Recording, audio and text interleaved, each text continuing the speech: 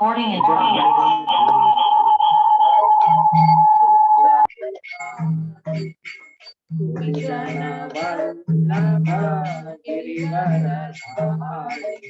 जय राधा माधव कुंज बिहार गोपी जन वल्लभ गिरिवरधारी यशोदानंदन व्रज जन रंजन यशोदानंदन व्रज जन रंजन यमुना तीरवनचारि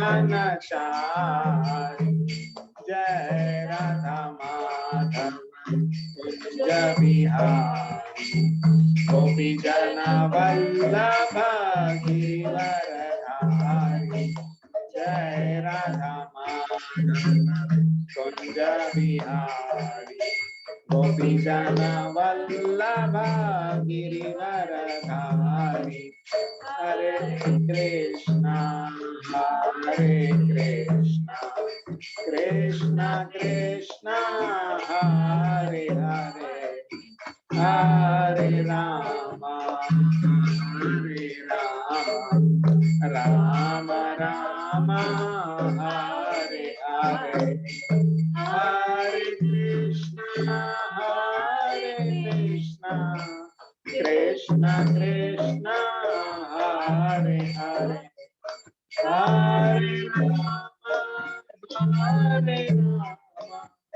राम राम हरे हरे कृष्ण हरे Krishna Krishna Hare Hare Hare Ram Ram Ram Hare Hare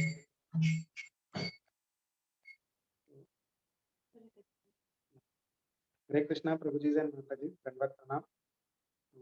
We are not at all qualified to give this class, but we are just doing it as a service.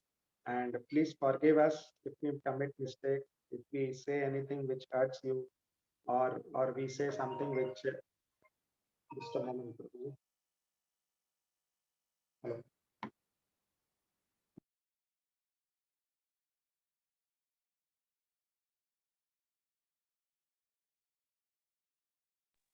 Sorry, Prabhuji, my father is traveling, so he just called me.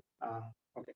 So as I was saying, please forgive us for any mistakes we commit, and if we say something which hurts you, please forgive us.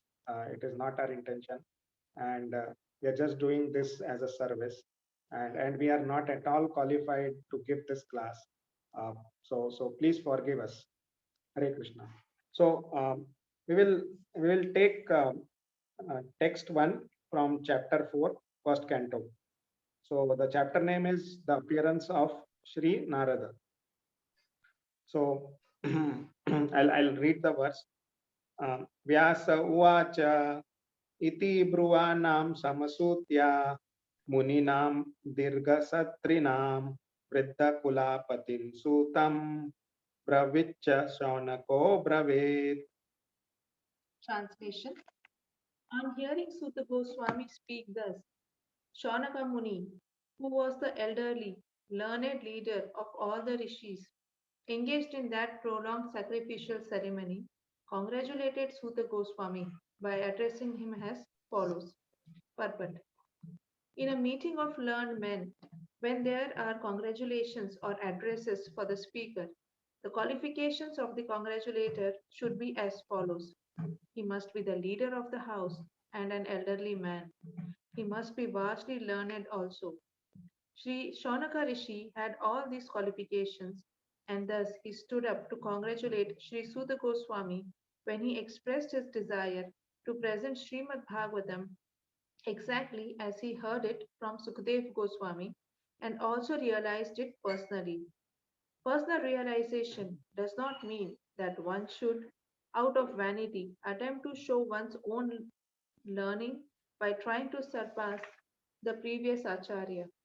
He must have full confidence in the previous Acharya, and at the same time, he must realize the subject matter so nicely that he can present the matter for the particular circumstances in a suitable manner.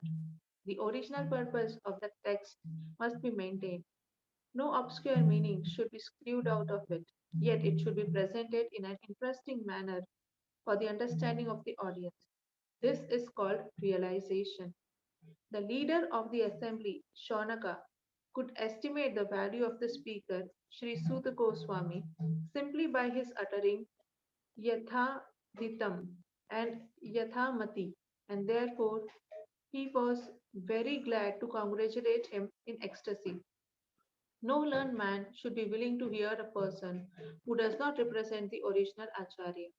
So the speaker and the audience were bona fide in this meeting where Bhagavatam was being recited for the second time.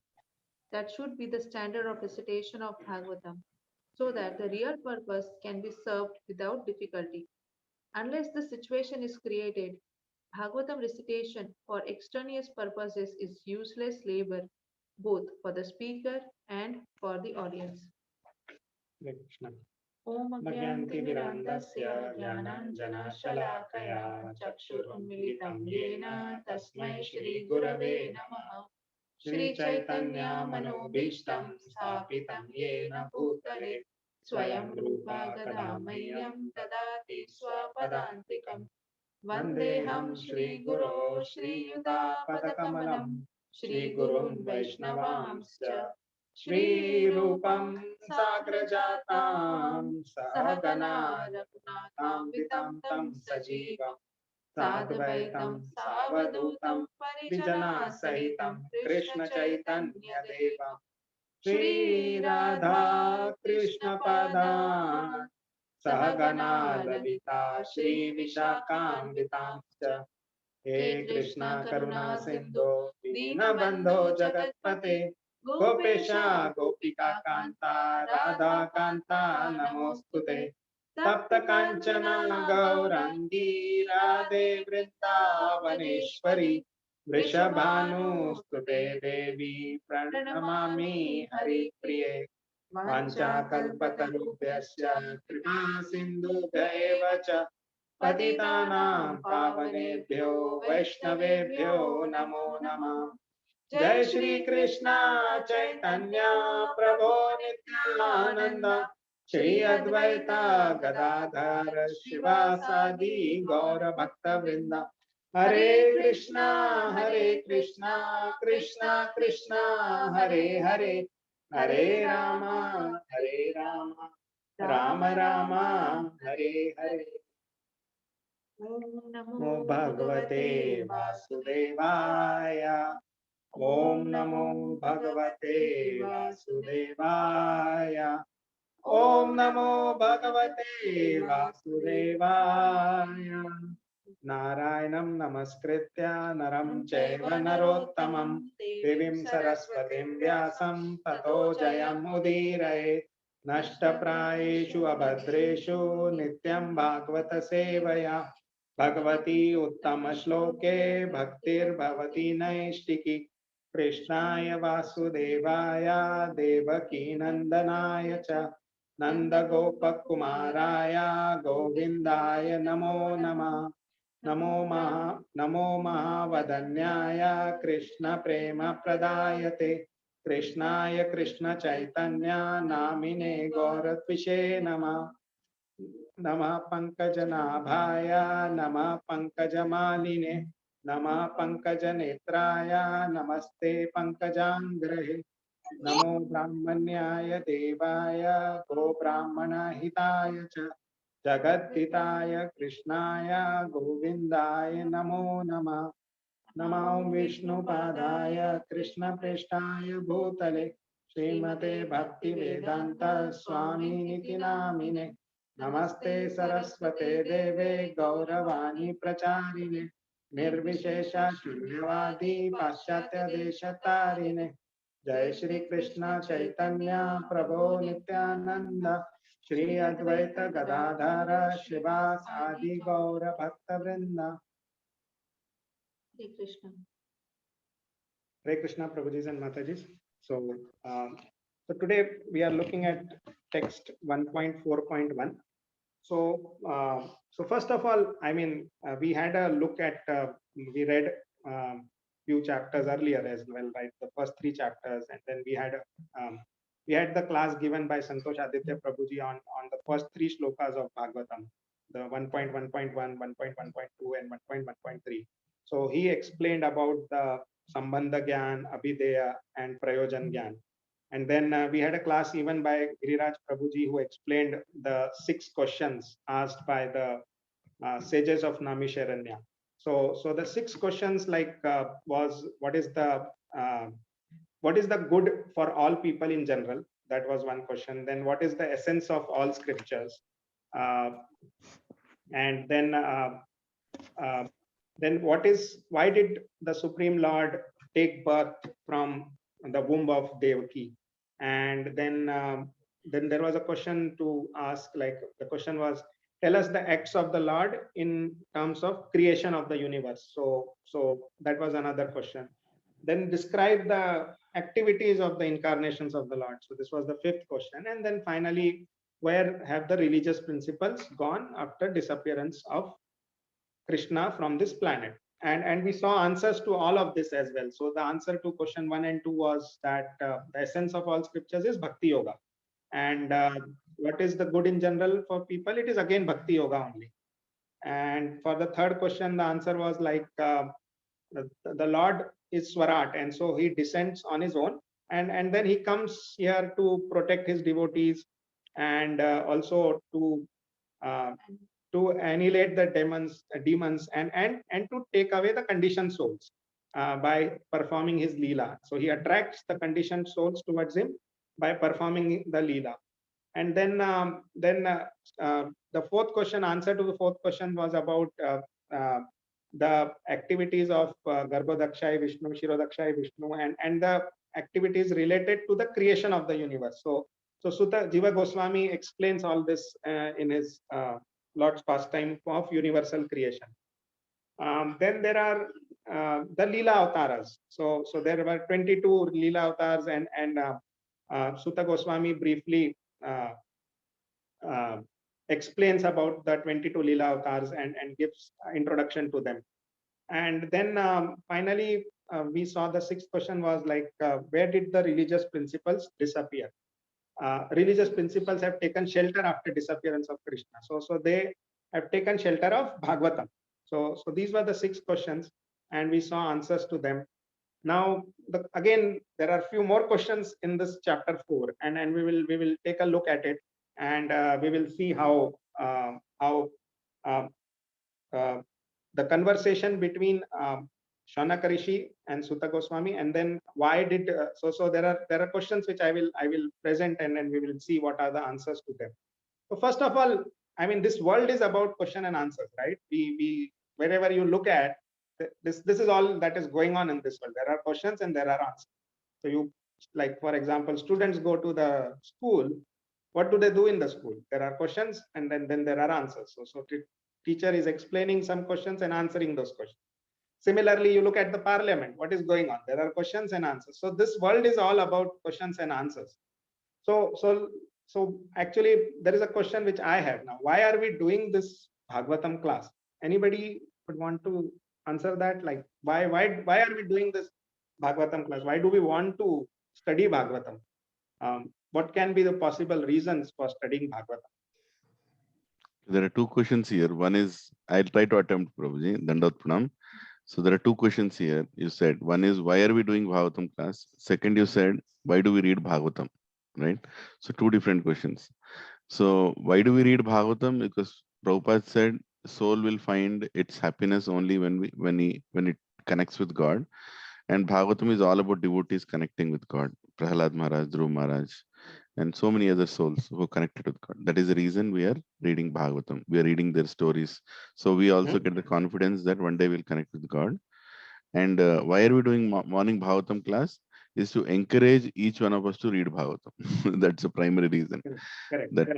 Yeah, that's what I feel, Prabhu. You can add and that's the right answer, Prabhuji. That's what it is. See, basically, we want to study the scriptures and study them basically meaningfully and reverentially, right? We want to study them even scrutinizingly, right? We want to understand them, what is given in it. And why do we want to do it? Because as we are all grastas here, right? And we have a lot of attachments, and so we go through a lot of suffering. And because of attachments, we go through suffering, and then these sufferings actually purify us, right? But then to make spiritual progress, these sufferings are not sufficient, right? We need to have that scriptural knowledge and understanding so that we can put those sufferings in proper perspective, and from that we will gain wisdom, and we will also be able to put those sufferings in the right perspective, and be able to answer this question, like, why me, why only I am getting suffering? No, it's all, everybody's suffering here. We understand that when we study the scriptures. And so if we compare like the grihasthas and the renounced order, so the renounced order, if you look at, they have very good scriptural knowledge. They know the shlokas, they study the scriptures very well. But then they live in a kind of a protected environment. They don't have too much attachments, so they don't go through those sufferings we as grastas go through. But essentially, they also, then that's why they also take up some projects for Krishna, and try to get involved in those projects, so that they get those anxieties, and from those anxieties, and based on their scriptural knowledge, they get that purification, and they can maintain that renounced order of life. So for us grastas, it is extremely important that we study the scriptures, because the scriptures will give us that wisdom, and will give us the right perspective to understand the sufferings in our life. And with that, once we study the scriptures, we will also make progress in bhakti. Otherwise, if we don't study the scriptures, there is no progress in bhakti. We will not be able to, it will just be like a hollow thing. We are just doing some rituals, and will not be able to understand the right perspective of bhakti. So that's why it is very important that we do read the scriptures, and read the scriptures scrutinizingly, and try to understand them, try to contemplate on them. And I think that's one of the reasons why we are doing this classes, so that we understand the scriptures, and we read them in detail. As a class we discuss, and then personally also we study the scripture. That's the main aim actually. And as I said, like, the sufferings bring wisdom if we have that scriptural knowledge, so that we can understand them better. Now, coming to this fourth chapter, so the slokas, so there are the chapter is about appearance of Sri Narada Muni. So in shloka 1 to 15, there are these three questions being asked by Shaunaka Rishi to Suta Goswami. So basically, first of all, he's very grateful. So Shaunaka Rishi is very grateful, and expresses his gratitude to Suta Goswami. And then he asked Suta Goswami, like, tell us about Srimad Bhagavatam. Why was it written? When was it written? How was it written? And so the answer to this question is given after verse 15. So his Shaunaka Rishi is actually asking about history of Bhagavatam. Now, Vyasdev has written a lot of literatures, right? So why did he write Srimad Bhagavatam? That's one of the question he's asking to Suta Goswami. Then he is asking about the speaker of Srimad Bhagavatam. Now, tell us about who is the original speaker. The original speaker is Shukadev Goswami. So he's asking about Shukadev Goswami. Now, Shukadev Goswami was a complete transcendentalist. He was a complete avadhut, and he behaved like a madman.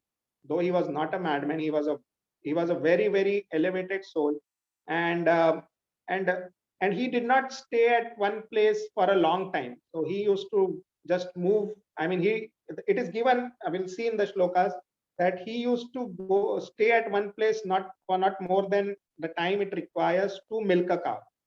So maybe 15 to 20 minutes or 30 minutes. So that was much he used to stay at one place. How come he stayed at one place for 7 days and 7 nights and spoke Srimad Bhagavatam? So that is what uh, is the second question which Shaunaka Rishi is asking Suta Goswami. And then the third question is about the hearer, the audience. Like he wants to know about Parikshit Maharaj. Now tell us about Parikshit Maharaj. Parikshit Maharaj was actually the emperor of the whole planet, and it was like everything was going well for him. He was the emperor. He himself, he personally basically subdued Kali. So he was very powerful. He was very righteous, and he was successful.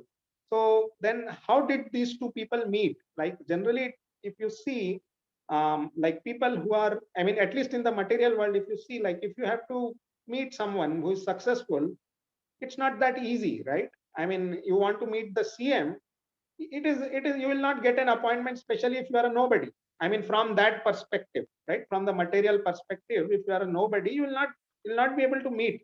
So how come um, Sukadev Goswami, who was behaving like a madman, was able to meet the emperor of the planet?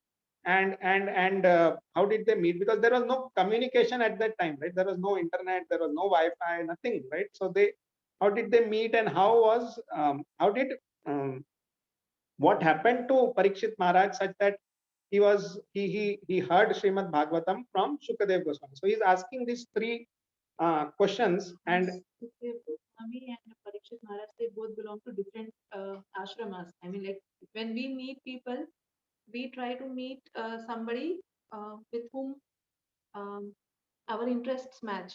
If I want to hang out with somebody, I look for something, I mean, who also likes to hang out, going, or else if I'm interested in going to satsang, then I will find out some people who is also interested in the same. I mean, the matter of context of interest should be the same. Interest should be the same. But here, Parikshit Maharaj is a ruler and Sukhdev Goswami is in a renounced order. So how they both met, and then their interest is common, hearing and speaking about the glories of the Lord. So, how did they meet, and how come their interest is common? yeah, so that is what are the three questions. So for these questions are put up in 1 to 15, and then in chapter 4, the answer to the first question is given. Like first of all, I mean, answer to question 1 and 2 are given. Like it speaks about the Shukdev Goswami, what are his qualifications, how he's a pure transcendentalist, and how does he behave, and so there are few verses which explain the glories of Shukadev Goswami, and then from verse 15 onwards, the history of Srimad Bhagavatam is revealed. Like Vyasdev was lamenting, and then Narad Muni actually explains to him why he's lamenting, and then asks him to write this. So that is explained after in the 4th chapter. And then from chapter 5 to 19, there is katha about Parikshit Maharaj, and then how they met, and so all these three questions are basically answered in the first canto, and that is what the first canto is all about. So now coming to this verse, the first verse. So here we see that Shaunaka Rishi is actually glorifying the speaker, Suta Goswami. And so the one important point is like here in this verse, Vyasdev is bringing out the qualities of somebody who is introducing the speaker, right? I mean, who is the master of the ceremony. So what are the qualifications of Shaunaka Rishi? He says he is Vriddha, right? Elderly. He is Kulapati, he is the leader. And then he is Brevich, learned. So somebody who is asking questions is also having some qualifications, right? So that is one of the important things, right? Somebody asking questions must have some qualifications. Asking or glorifying the speaker or introducing the speaker should have these qualifications, and these qualities are being shown here, like Vriddha, Kulapati, and Brevich. So he's elderly. Now he's learned and he is the leader, Kulapati, right? Now we may question, right, why elderly is important, or is elderly actually important, or is learned more important? So in actually in old times, we generally, if in our Indian culture, is to respect the elders, and the reason being, the elders have, I mean, as I said, right, they have gone through that experience, and they in previous times they had that scriptural knowledge, so they had that wisdom. So that wisdom was acquired by them due to their experiences and their knowledge, and that wisdom is actually useful. So elder, I mean, being elderly is okay, but more important is also being learned. And there are examples in Bhagavatam where, like, this point is stressed out. For example, Sukhdev Goswami himself. yeah, Sukadev Goswami himself. If you look at it, Sukadev Goswami is only 16 years old, and he is giving he's speaking Bhagavatam in front of an assembly where Vyasdev himself is sitting, Narad Muni is sitting. Now Vyasdev is Sukadev Goswami's father and guru, and Vyasdev's guru Narad Muni is also sitting. So and there are, like, if you look into chapter 17 and 18, the rishis who are sitting there are described, and they are very, very old, like thousands of years old, and they have very, I mean, they have detailed understanding and knowledge, and but they are sitting in that assembly, and Sukadev Goswami is actually giving a class to them. So being learned is also is very important, and elderly people are also, I mean, it's, if you have to choose between, we will select learned people, right? And another example is where Devtas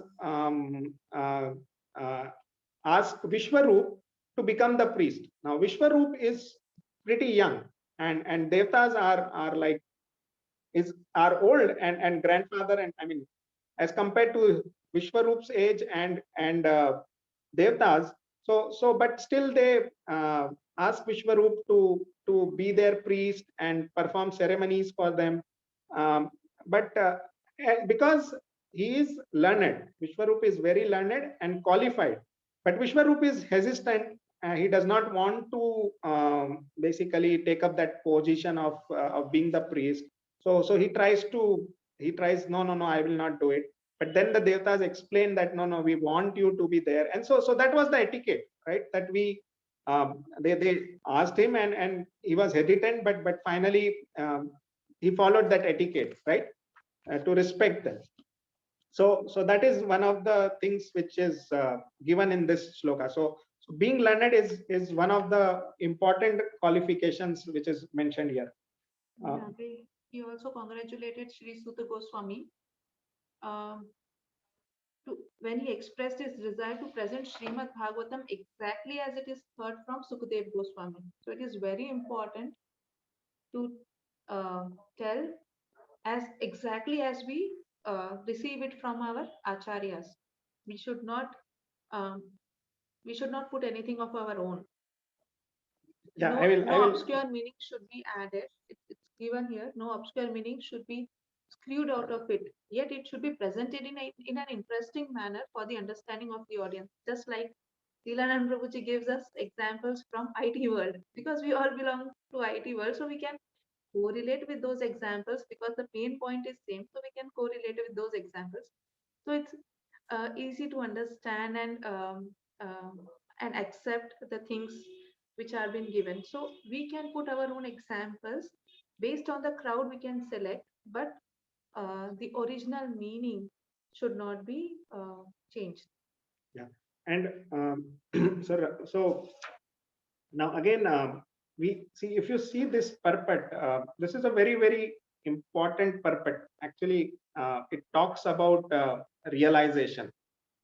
I mean, Prabhupada gives a very, very clear definition of what is realization, right?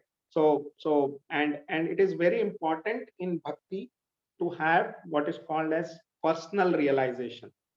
So personal realization is very important, and so it is very, like, for us, this purport for devotees like us, and who belong to ISKCON and who have we read Prabhupada's purport, and these purports are actually his devotional essays, right? Prabhupada said that these are my devotional essays, so please read them, and they are written with so much compassion, right? If you look at, I mean, this especially Canto 1, 2, and 3 was written by Prabhupada before he went to America, right? So he wanted to put everything he had, whatever knowledge and whatever compassion and whatever he had, he wanted to put them in these three cantos, and he actually put them and wrote these purports with great compassion, and he has put everything related to Krishna consciousness in these purports. So anyways, when we say when we talk about Srimad Bhagavatam, we say that Canto 1 and 2 are the feet of the Lord's feet, right? And we start from there. Whenever we take darshan of the Lord, we start from the feet, right? So that's why these Canto 1 and 2 and I mean, they are really important to study them in detail before we go to other cantos. And some of the sentences which are mentioned in this purport are really very powerful, right? So we'll discuss this in a little more detail. I will present few more points here. So if you see here now. So there are two things, right, which are coming out of here. One is that personal realization. We should have personal realization, but then the personal realization does not mean that we show off. I mean, we should not show off, and we should not try to say that, okay, I have a better understanding, and hence I will give some examples which have never been given before, and I will try to give examples like nobody has given earlier. So that this is something where we are trying to surpass the previous acharyas, right? And Prabhupada is clearly mentioning that we should not do that. That no obscure meaning should be brought out, and we must have full confidence in the previous acharya, right? And I mean, there has to be a kind of a balance here where we must be intelligent and present, as Poonam said, to according to the context, right? According to what the audience is. But at the same time, we must be very faithful. We must be loyal to the parampara. We must be we must make sure that we don't screw out some obscure meaning, right? And at the same time, we have to be sensitive to the audience, right? Whenever we present. So as preachers, I mean, there are many preachers, and I'm sorry, I'm trying to tell preachers what to do, and I'm not preaching, so I'm extremely sorry, but this purport actually gives instructions to preachers, that you have to be faithful but intelligent, and don't screw out meanings, screw out something which is irrelevant, or don't screw out meanings from this, and don't try to suppress the previous acharyas out of vanity and out of ego or confidence, right? So don't suppress the previous acharya. So like, why we see that, right? It is very difficult to preach, correct?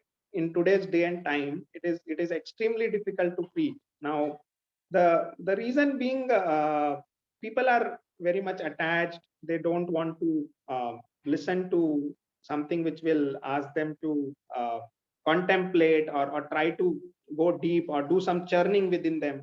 So they are not interested at all, right? People are interested to just enjoy, and that's why we have to be sensitive. At the same time, we have to be intelligent and present it in such a way that the essence is given. But people are, I mean, when we started going to the to self-realization classes, I mean, Leelanand Prabhuji did not right from day one say that this is all bad and material world is bad and so on and so forth, right? He slowly brought us to that stage, and where we could understand from our experience and perspective that what he is saying is correct. So that gradual process and that intelligence which he showed, right?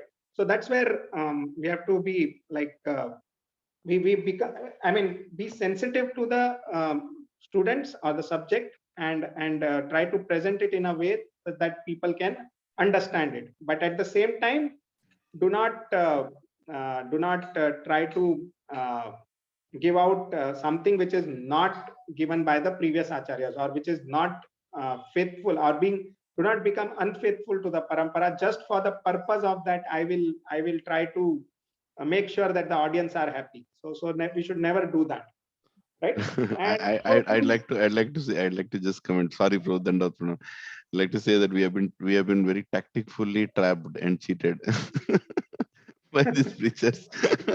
All of us. Yes, Prabhuji, uh, for 1 often year, I didn't know that I'm coming. I used to come for कहाँ यात्रा गए थे ना नरसिंहदेव का Ahobilam. That time also I didn't know that we all belong to ISKCON. That there is no tea. there's, I have there's a whole attended yatras and all, everything I have attended, and I didn't know that I'm attending ISKCON yatras. Hare Krishna. I'm so happy to, every time I see all our satsang family, I'm like, the first day we met, and how we started discussing, and how we have finally reached this point by the mercy of Srila Prabhupada and Acharyas.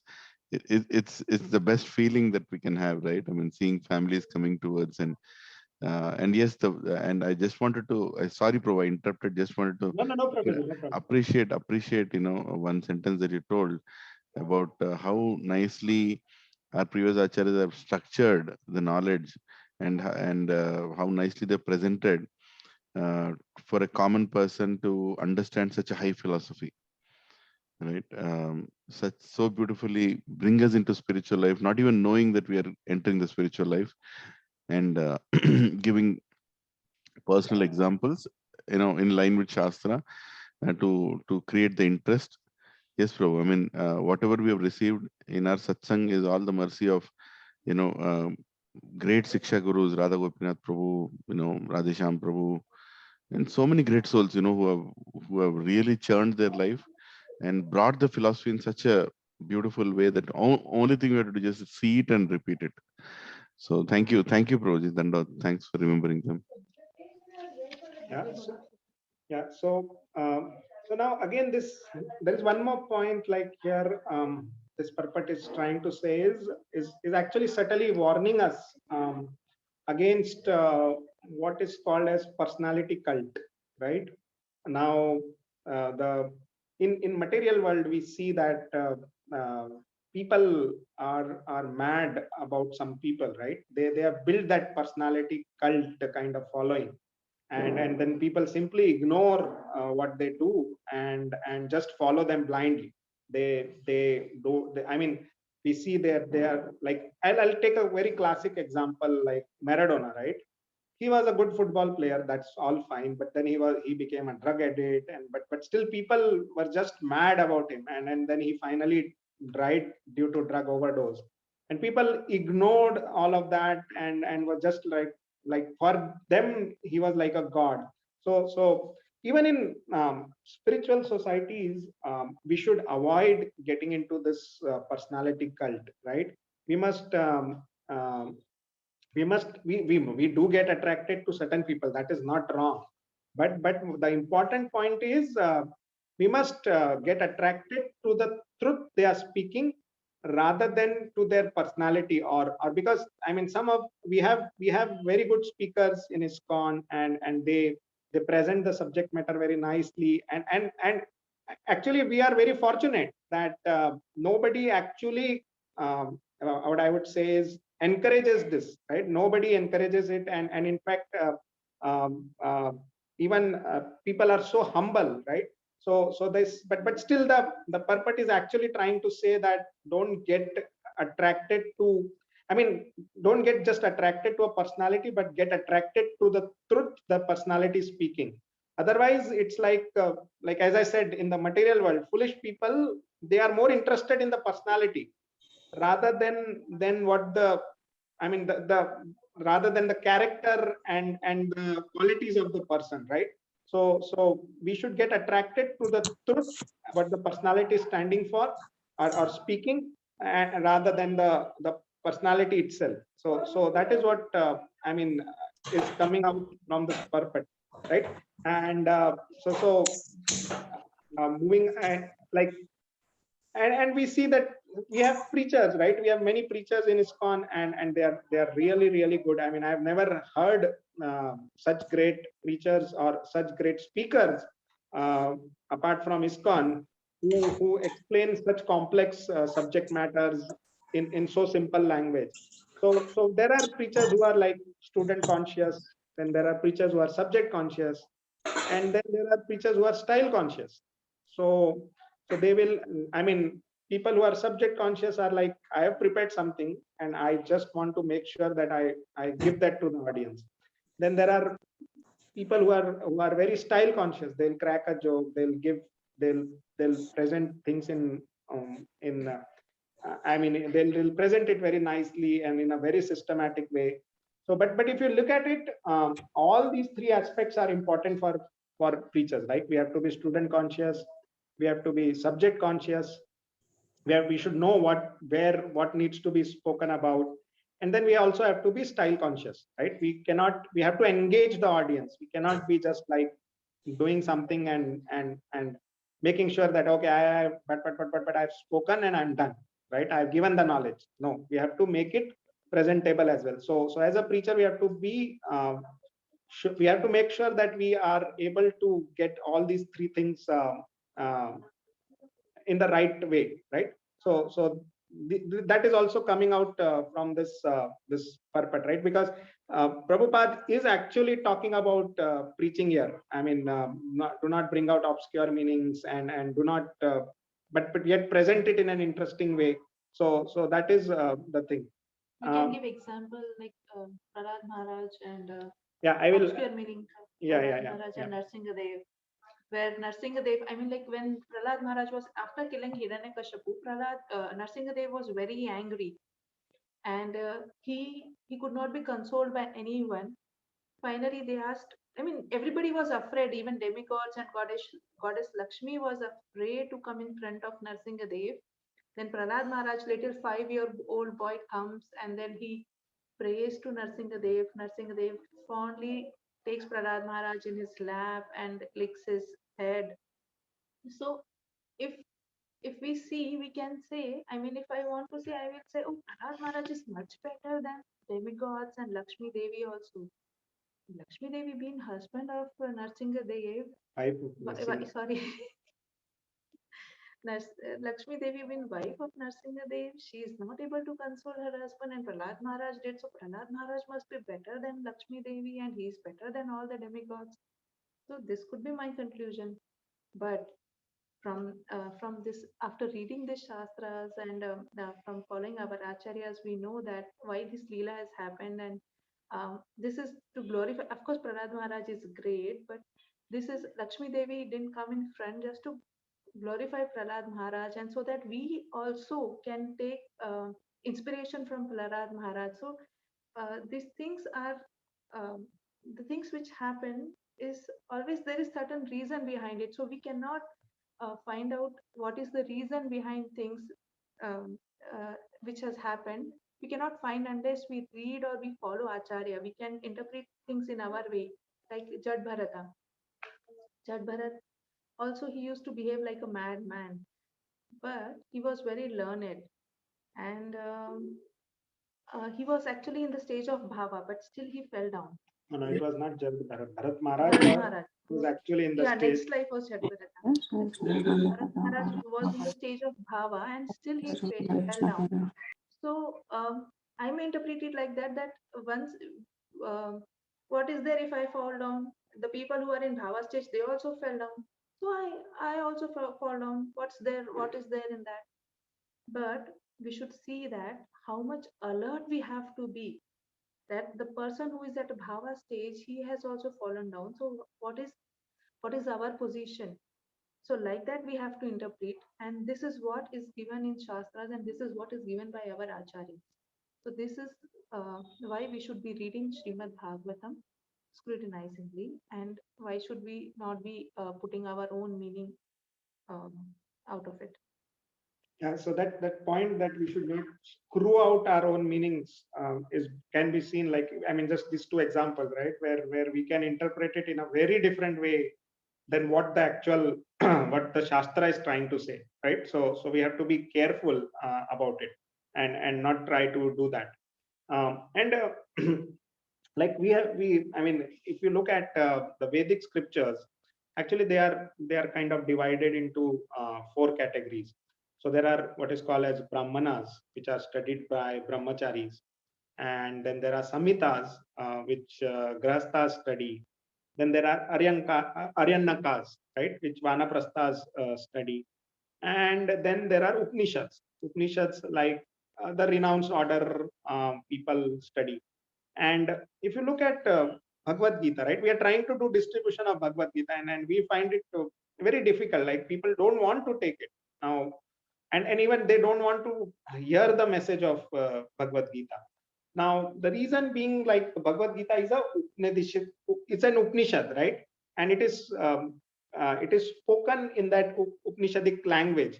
So to understand that, people need to have detachment, right? We need to have detachment. Now, Krishna, like Arjuna, was in a state of detachment. He was lamenting that I don't want kingdom, I don't want this, I don't want. He was kind of detached, right? But and so Krishna spoke in that Upanishadic language and explained him that. So now, if you have to understand Bhagavad Gita, you have to be a little detached, right? Otherwise, you will never be able to get that. You will not be able to understand this. Now, in modern times, people are not detached, and they are very much attracted to enjoyment. Right now, we see that New Year is going to come, and you'll see what people do on New Year.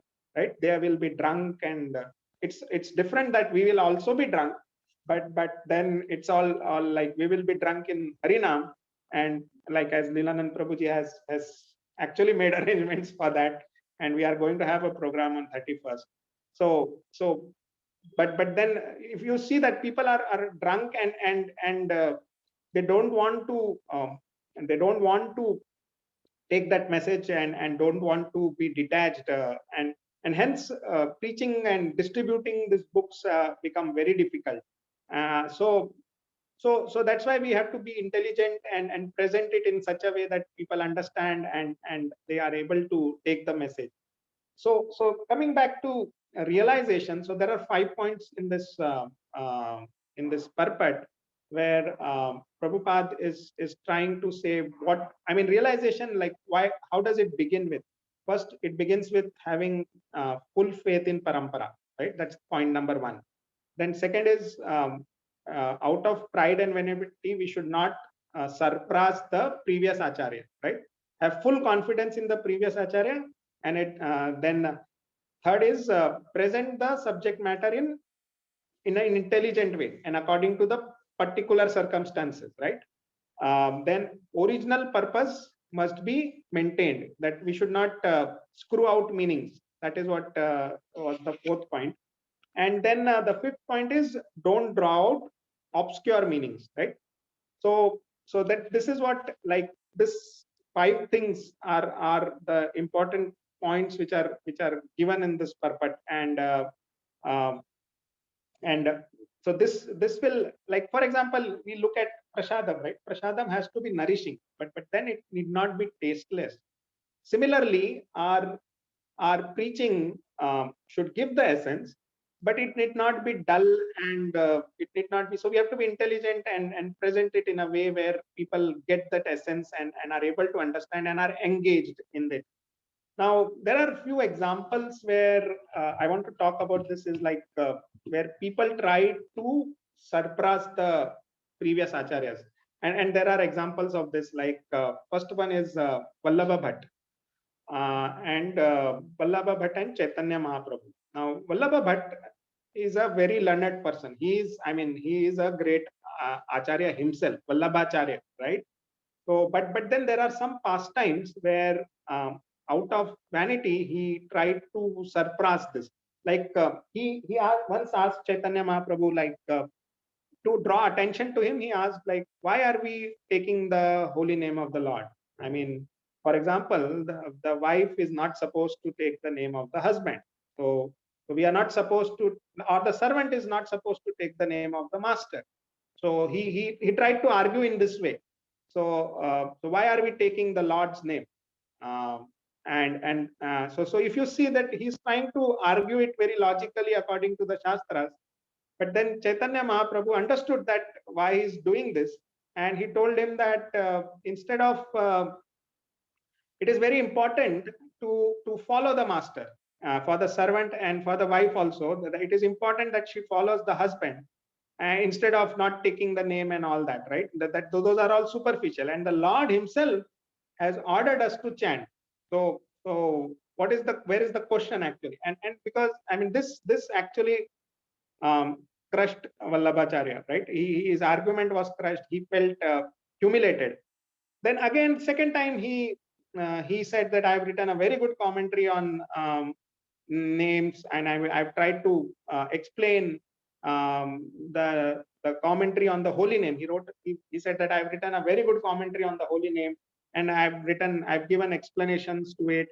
But then again, Chaitanya Mahaprabhu understood that why is he trying to do it. So he said that he just dismissed it, that saying that I don't know anything. I just know the names of Shama Sundar and Radha, and that's all. And I'm not interested in all this. So again, Vallabha Bhatt was crushed. His ego was crushed. Now the third time, again he tried to do this. Like this was a cardinal mistake which he made, where like he said that I have written a commentary on Srimad Bhagavatam, and I've tried to correct the mistakes of Sridhar Swami in those commentaries. Now, this was something which was, if you look at Sridhar Swami's commentaries on Srimad Bhagavatam are given the first position, like they are considered to be the gold standard. I mean, nobody. This parampara has existed right from the beginning, and it was there even at the time of Chaitanya Mahaprabhu. And Chaitanya Mahaprabhu considered commentaries of Sridhar Swami to be very authentic and correct. And so that's why when Vallabha Bhatt said this, Chaitanya Mahaprabhu was actually angry, and he not angry. Sorry, that's not the right word. He actually it is all mentioned in Chaitanya Charitamrita that Chaitanya Mahaprabhu just said that Swami means husband, and somebody who does not follow the husband is a prostitute. So I mean, he just simply crushed Vallabha Bhatt with this argument, and Vallabha Bhatt actually realized his mistake, and then he asked forgiveness from Chaitanya Mahaprabhu, and Chaitanya Mahaprabhu and Vallabha Bhatt became good friends, and Vallabha Bhatt used to invite Chaitanya Mahaprabhu and his associates to his home for prasadam, and they became good friends. And if you look at Srila Prabhupada also uses commentaries from Vallabha Bhatt. But then again, as I said, we should not draw out this conclusion that Vallabha Bhatt is an egoistic person. Is not right, but he's a great Vaishnava, and we should definitely not consider that. And Srila Prabhupada actually used commentaries from Vallabha Bhatt, and he mentions them very clearly that I have used commentaries from Vallabha Bhatt. So it's kind of a pastime which the Lord has exhibited to explain us this point, right? That out of vanity we must not try to surpass the previous acharyas, right? Now, again, another example can be given here is of Rupa Goswami and Jiva Goswami, right? When Digvijay Pandit challenged Rupa Goswami that I will defeat you in debate, Rupa Goswami simply accepted defeat, saying that debating with this person is of no use. It will not help me in my spiritual progress. So he just signed that Vijay Patra, saying that you are a victorious person, you are victorious in debate, and I accept defeat. Now, Digvijay Pandit was going around in Vrindavan saying that I have defeated Rupa Goswami, I have defeated Rupa Goswami, because Rupa Goswami was considered to be the greatest scholar at that time. So Jiva Goswami, when Jiva Goswami heard this, he was furious. He said that you are trying to basically exploit the humility of my guru, and you are trying to try to boast about it, and you are trying to use that humility of my guru. So he got very angry, and he the I mean the first thing for a shish, I mean for a somebody who is a disciple, is to defend the honor of the guru. So Jiva Goswami wanted to defeat Digvijay Pandit in debate. So he said that forget about Rupa Goswami, because of humility my guru has accepted defeat, but first you defeat me, and then we'll see who is better at debate. So then Digvijay Pandit, I mean, it was evening time when they met, and Digvijay Pandit said that I will do my Gayatri, and then we will have the debate. So he went to Yamuna and did Gayatri, but Jiva Goswami did not do Gayatri. So when Digvijay Pandit came back, he asked Jiva Goswami, why did you not do Gayatri? So Jiva Goswami just explained him that why is Gayatri being done? Gayatri is done because, I mean, Gayatri is done at different times of the, like at sunrise, at mid-afternoon, and then at sunset, right? So as the sun is setting, the day is ending, and hence my life is ending, and to get that conception that we are not this body, so it gives you that idea. But Jiva Goswami said that the sun of bhakti is shining brightly in my heart. I don't need, it's mid-afternoon in my heart, and the sunshine of, I mean, the sun of bhakti is shining very brightly in my heart, and hence I don't need to do Gayatri. I mean, I am always focused on the Lord, and my bhakti is always, the sun of bhakti is always there in my heart. This is one of the reasons I'm not doing Gayatri. The second reason I'm not doing Gayatri is because, I mean, in general, traditional Vedic families, we don't do some auspicious things when there is a sutak. Now, when does this sutak happen? The sutak happens when there is a birth or death in the family. So Jiva Goswami told him that there has been a death of ignorance in my heart, and there is a birth of bhakti in my heart. So since there is a birth and death, I'm not doing Gayatri. So, like, Digvijay Pandit was astonished. I mean, he was actually kind of defeated in that. Even before the debate began, he was like, I mean, he was thrilled. Like he was shocked to hear these arguments from Jiva Goswami, and then Jiva Goswami very easily defeated him. But when Rupa Goswami heard about this, that Jiva Goswami has debated with Digvijay Pandit and defeated him, he was not happy, because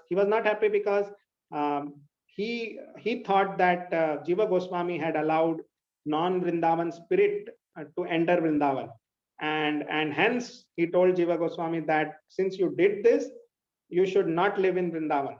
Now, Jiva Goswami did not, he did not argue with Rupa Goswami, saying that I am right, I did the right thing. How can you banish me? He just simply accepted the orders and went and started living outside outside Vrindavan. He actually started doing tapasya, and he started fasting to atone for the sins. Then Sanatan Goswami, who was the elder brother of Rupa Goswami, did not like this, or did not. I mean, he told Rupa Goswami that Chaitanya Mahaprabhu has told us three things. Now, what are those three things? He asked Rupa Goswami, and you are actually violating one of those principles. So Rupa Goswami then thought, oh, what are those three principles? The first is Nama Ruchi, or chanting the holy names of the Lord. Second is Vaishnav Seva, serving the Vaishnavas. The third is Jiva Daya, Jiva Daya. So that's when Rupa Goswami realized that, oh, where is Jiva? I'm not doing Jiva Daya. So then he ran and then brought Jiva Goswami back, and he nourished him to health. So this two pastimes, if you look at that, that is where like it brings out the point, right? That we should not out of vanity try to suppress the previous acharya, right? Rupa Goswami is teaching us through the example of Jiva Goswami this point, right? So that's one of the point. And we already discussed about that we should not draw one's conclusion. We talk about Narsimha Leela and the Bhava Bhakti, right? So finally, the conclusion here is we must have full faith in the parampara. We must not screw out meanings, and we must have now. The important thing is we must have realization. We must have our own personal realizations, and how do they come? I mean, realization comes when we have some sambandha, right? When we have sambandha with Krishna. I mean, they will lead to, actually realizations will lead to sambandha, right? We have been introduced through this process, but then we have our own individual sambandha with Krishna, right? And we have to nourish that sambandha. Nobody can help. I mean, nobody can. They can help you to certain extent, but then it is our individual sambandha with Krishna. It is not like the Shiksha Guru might introduce to the process and might help you to nourish it. But then finally, it is us who has to have that individual sambandha with Krishna. And to develop that sambandha, we should, that's why where we say we should scrutinizingly study scriptures, understand the scriptures. They will help us. That is one of the important processes to build sambandha with Krishna. And that is what Prabhupada is trying to also explain here in the purport. So any questions now?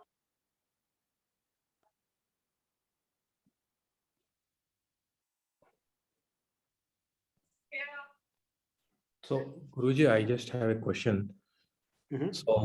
So first thing is when you are telling that when Sukadeva Goswami was talking about Bhagavatam, his gurus were sitting there and as an Mhm. audience they were listening. Mhm. Then from whom Sukadeva Goswami was able to learn Bhagavatam?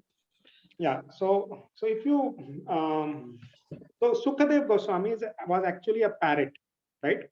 And he was a parrot of Radharani. So when Radharani left this planet to go to the spiritual world, she asked the parrot to stay back. Okay. Now the parrot was not happy about it, and he did not want to do that. But then Radharani told the parrot that whenever you hear katha of the Lord, you will not feel separation from me.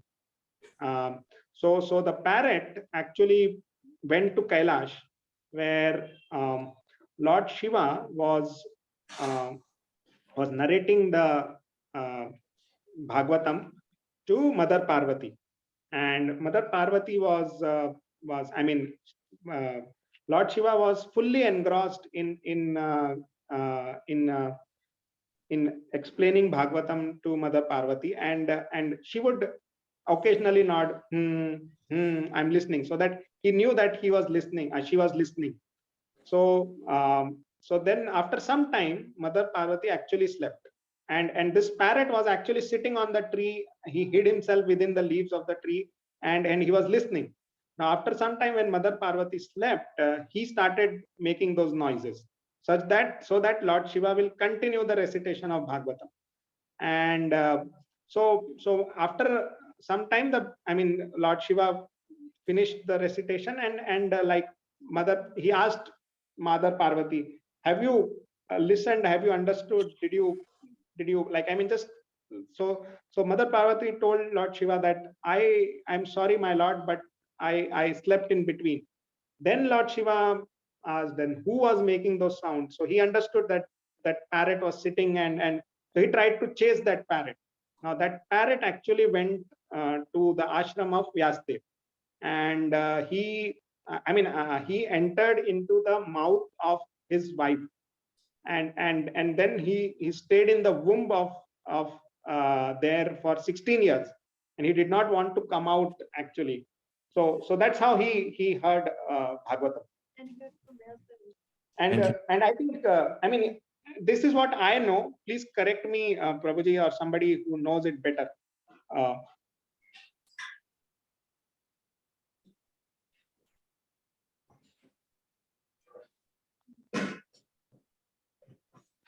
Okay. Yeah. Mm, One more question. So to start with, right? I mean, I hardly know. I mean, I just know Telugu and English.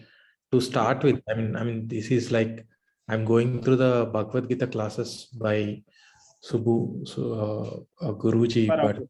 Subbarao Guruji.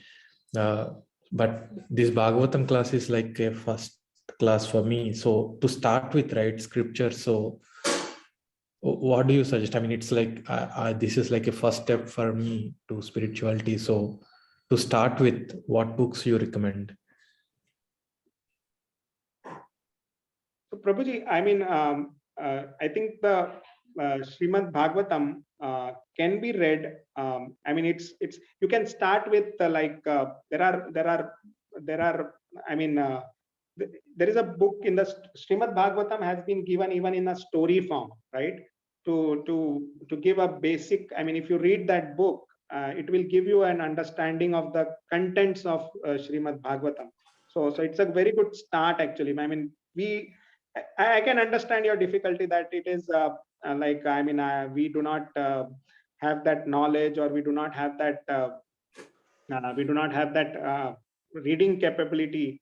So at least to have some basic understanding, you can start with reading the story form of Srimad Bhagavatam. So there are it will give you a perspective of what the Bhagavatam contains, what canto contains what, and it will help you to start reading the Shastras, and then you can attend these classes, and you can even, I think Subbarao Prabhuji conducts Bhagavatam reading classes. You can join that.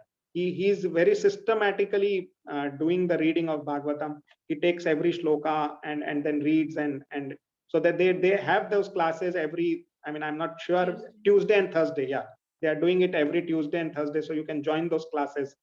They do it for 1.5 hours. Even Giriraj Prabhuji, I think, does some morning classes daily for studying the scriptures, and he explains it well. So if you connect with these people, it will help you to make progress, and it will bring that initial connect, and then we, as we get that connect and the taste, we will start doing it ourselves also, start reading the scriptures ourselves. Prabhuji, you want to add something, Lilanand Prabhu?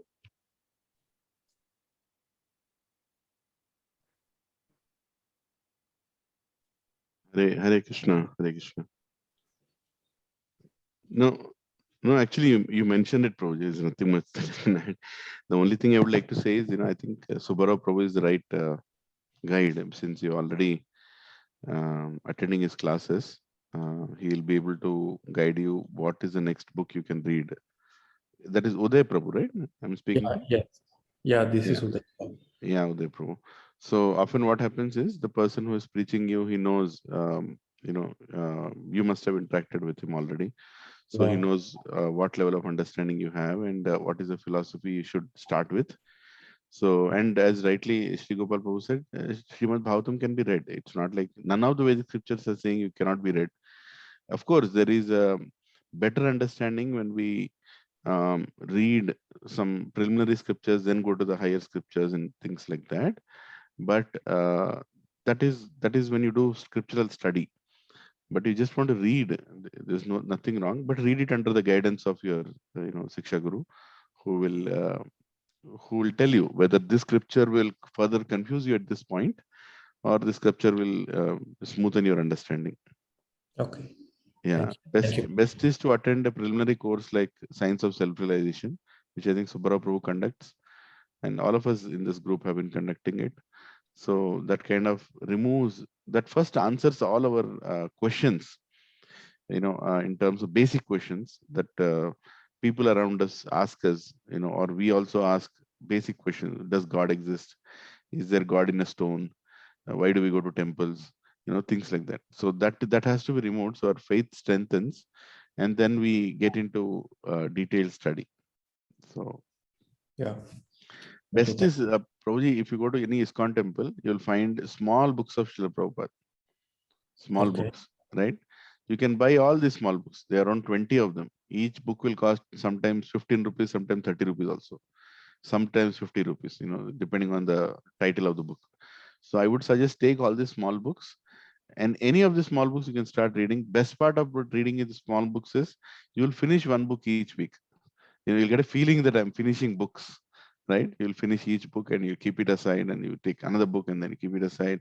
And then like in 3-4 months, you'll finish around 12 to 13 books or 15 books, right? And you get a very good feeling. Yes, I'm also finishing books.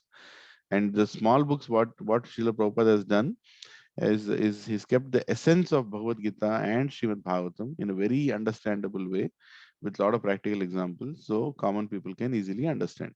So these are very good small books. And then you can parallelly also hear these classes of Bhagavatam or Bhagavad Gita. You can parallelly also read Bhagavatam and Bhagavad Gita. There's nothing wrong. But I would suggest start with the small books. Thank you, Prabhuji. Hare Krishna. Okay, so we'll move to the second shloka, and I think we'll conclude, right? Okay. So Shaunaka uvacha Suta Mahabhaga Vadano Vadanamvrata Vara Katham Bhagavatim Punyam Yad Aha Bhagavan Shuka. Translation. Shaunaka said, O Suta Goswami, you are the most fortunate and respected of all those who can speak and recite. Please relate the pious message of Srimad Bhagavatam, which was spoken by the great and powerful sage Sukadev Goswami. So he is addressing here Suta. Suta Goswami is addressed twice. It shows the spiritual ecstasy of Shaunaka Rishi. I mean, like, he's very eager actually. It shows yes. his eagerness. Right? I mean, if you are eager, or if there is some urgency, right? Then you repeat, Prabhu. So you repeat, right? So that's what it shows, the eagerness of the sages to actually hear the Srimad Bhagavatam. Actually, Prabhupada mentions that Suta Goswami is twice addressed herein by Shaunaka Goswami out of great joy, because he and the members of the assembly were eager to hear the text of Bhagavatam uttered by Shukadev Goswami. So there must be eagerness to get the message of Bhagavatam. And they are not interested of hearing it from a bogus person. And Prabhupada is also warning us to not hear Bhagavatam from two kinds of speakers. One is the professional readers, and the other is so-called impersonalist, because the impersonalist will actually draw some obscure meanings, as he mentioned in the earlier purport. They will not, they don't consider Krishna to be the supreme personality of Godhead, right? They will try to just, oh, he's just like us, and something like that. So that's why we should not hear Bhagavatam from these two kinds of speakers. Now, what is the problem with professional readers? I mean, again, Prabhupada mentioned that the professional readers go at once to the 10th canto. They would try to misexplain the most confidential part of the Lord's pastimes. And these professional readers are basically more concerned about the presentation. They will do dance, they'll do singing. I mean, nothing wrong as such, but the problem is that they will not give the bona fide message. So and hence here, if you look, Suta Mahabhaga, right? If you read Bhagavatam, or you hear Bhagavatam from somebody in a disciplinic succession, then you are a Mahabhaga. Otherwise, if you hear Bhagavatam from a professional reader or an impersonalist, then you become Abhaga. So Suta Goswami, I mean, Prabhupada is actually bringing out this contrast, right? That if you hear it from professional readers or impersonalist, you are Abhaga. And if you hear it from somebody who is a bona fide representative of Shukadev Goswami or Vyasdev on the parampara, then you become Mahabhaga, as mentioned in this purport, right? In this shloka itself, Sutta Sutta Mahabhaga, right? So that is what is discussed in this text too. Now this, I mean, we'll do one more verse and I think we'll stop, right, Prabhuji? Yeah. Text 3. Translation. You can read the verse. Kasmin yuge pravittam stane vakena hetuna kuta sanchodita Krishna tritavan samhitam muni. Translation. In what period and at what place was this first began? And why was this taken up? From where did Krishna Dwapayana Vyasa, the great sage, get the inspiration to compile this literature? So here comes the first question, the three questions which are discussed in this chapter. So this is the first question. This has been asked for Srimad Bhagavatam, that what place was this first began and why was this taken up?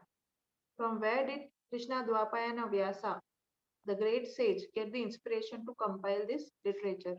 Now the point here is like why did Vyasdev actually compile this literature? Because before that, we can if you look into the purport, Vyasdev has already compiled so many literatures, right? He has already compiled the Vedas. He has compiled so many literatures. He wrote Mahabharata. So then what was the need to write this literature? Why was the need to write Srimad Bhagavatam? So that is what the sages want to know, and that's what they put this question to Sutta Goswami. And then after this, from text 4 to 8 or 7 or 8, actually we see the qualities of Shukadev Goswami. These are, I mean, they are amazing, and I think we'll stop here, and I just want to conclude the lecture and say that as we saw that we must have faith in parampara and follow the parampara, be faithful to the previous acharyas, and that will help us to have personal realization and personal sambandha with Lord Krishna. So with that, I think we'll stop here, and if there are questions, I think we can take.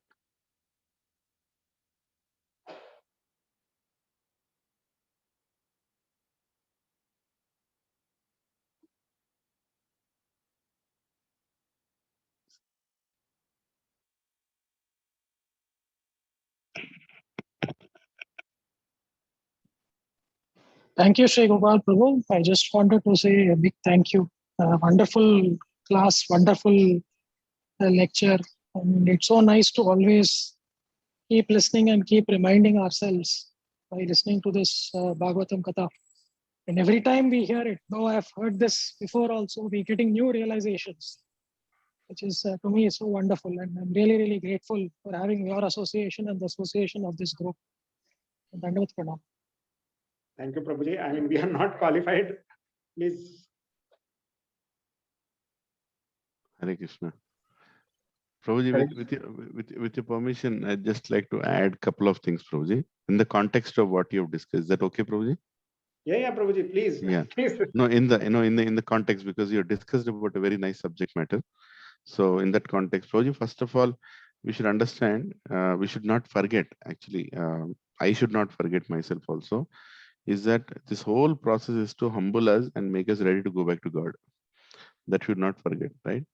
And the intervention of a guru, comes in our life to really, soothe our heart and make it soft, right? And when we say follow the parampara, when we say follow the guru, when we say follow the instruction of guru includes Diksha Guru, Siksha Guru, in whichever way Krishna comes into our life, right?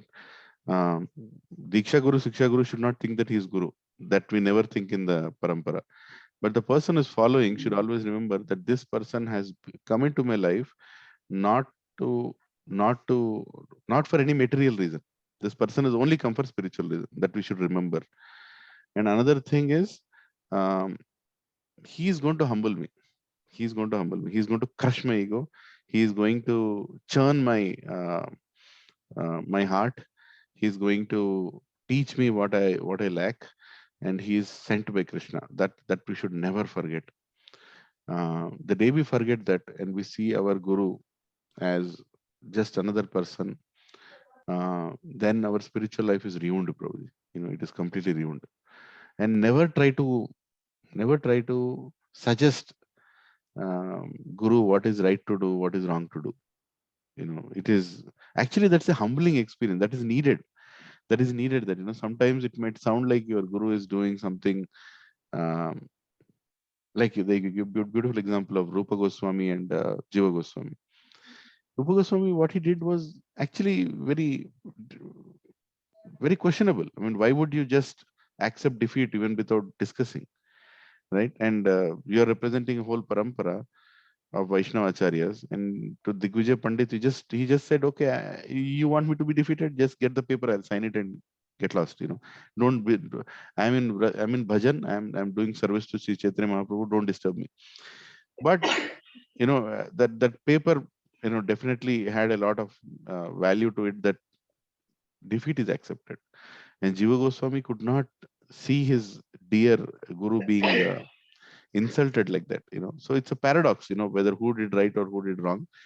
But most important thing is Rupa Goswami conveyed that whatever I do, you better accept it, right? Don't put your own brain into it. Of course, Vraja Bhakti, Vraja mood is the essence that Rupa Goswami said. We are not here to waste our time. We are here to serve Krishna, Radha and Krishna. So defeat or winning doesn't make any difference in Vraja. So you have come out of Vraja mood. But we should remember that there is also another message there, that whatever your guru does, you have to learn to accept it. And sometimes it might even sound like very wrong, right? But such instances are needed to humble us, because we have a lot of individuality. When we come to spiritual life, we have a lot of individuality, and that individuality has to be surrendered to the guru. Individuality will not be gone. It's not like individuality will be gone. Individuality will always remain. Krishna wants us to remain individual, and even in spiritual world, we'll be individuals.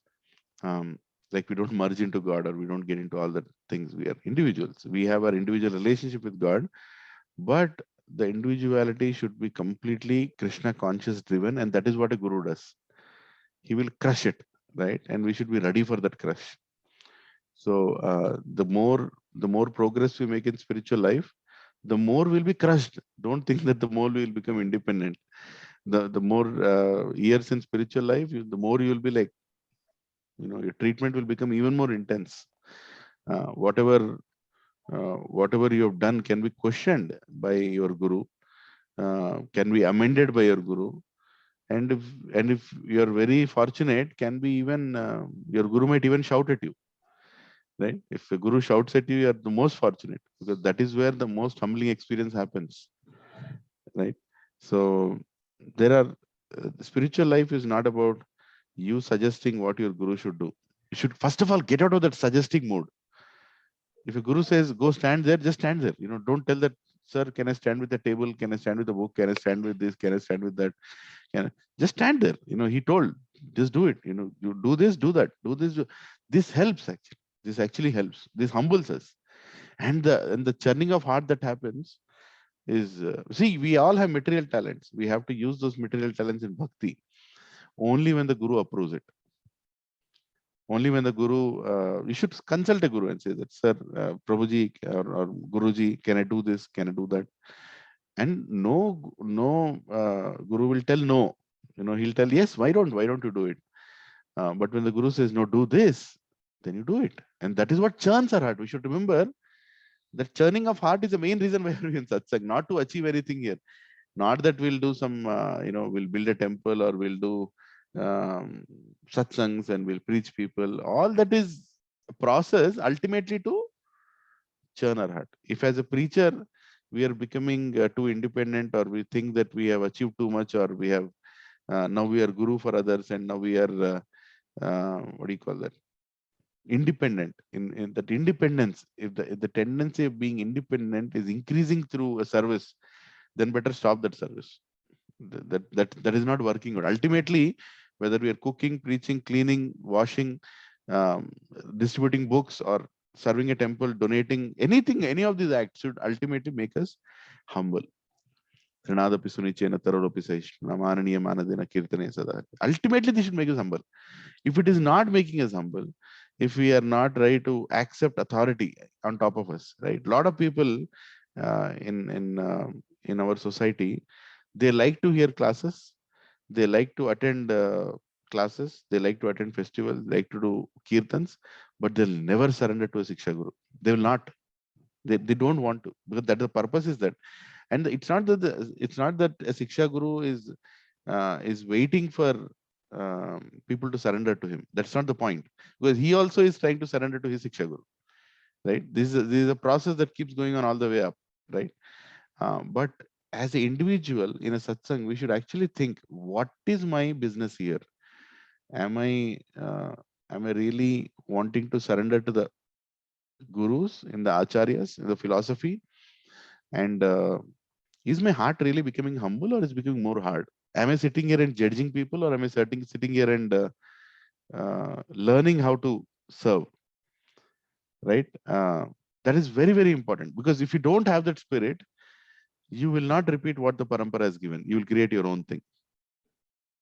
You'll create your own thing, because that is what you touch today, right? We have to use our intelligence, but Guru's order is higher than that. Guru's order is the intelligence, right? Like exactly what our Srila Prabhupada, A.C. Bhaktivedanta Swami Srila Prabhupada did when Bhakti Siddhanta Saraswati Thakur in the Ulta Danga Junction, the first meeting told, what emergency and independence you're talking about? This independence is never received in this material world. We are always dependent and ruled by some other parties, and people keep changing. Today it is British, tomorrow it will be somebody else. That's not. We have to first focus on the original independence, which is Krishna consciousness. That is the most important independence from this whole material world. So why don't you preach that in the foreign countries, right? I mean, Prabhupada was a very argumentative person. It was not like, if you go by Leelamriti, he is not somebody, he was famous in his friends for somebody who argues and smashes the other people. But for the first time, Abhay Charan Babu just looked at his guru and said, he's my guru. And he just surrendered to it. Whatever he was told, he took it as his life and soul. And one instruction, he took it as life and soul. See what he did to the planet. He is a Jagat Guru, and he distributed so many crores of books, literature, again as on the order of his guru. So there are many examples like this, where a sincere surrendered soul has made a lot of spiritual progress. But most important thing is, we have to let go that suggesting mentality, recommending mentality, correcting mentality a little bit. In satsang, we should let go that. And in spiritual life also, we should let go that and just listen and follow for some time. Right? Of course, we should, as I said, it's a very thin line there. We should understand. Spiritual life doesn't mean blind following. Spiritual life doesn't mean we don't speak and suggest anything to our Siksha Gurus and Diksha Gurus and above. But we should also remember that I'm here to churn my heart. I'm here to become humble. And this is what I need. This is what I need. Right? Same thing, even our elders, even in material life, when we get married, the counseling is done at the home.